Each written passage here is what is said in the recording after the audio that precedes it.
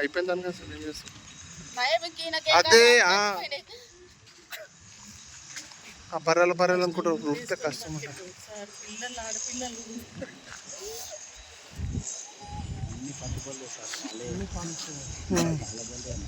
పాల మీద బతుకుతారు సార్.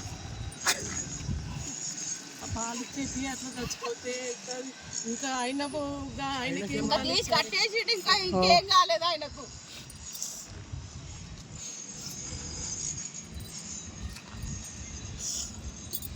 ఏం పేరు అన్న నీ పేరు? నా పేరు రవీందర్ సార్. రవీందర్ ఎక్కడ ఉంటావు? నర్సింగ్లో సార్. ఏం పని చేస్తావు? బర్రె పని సార్, ఈత పని.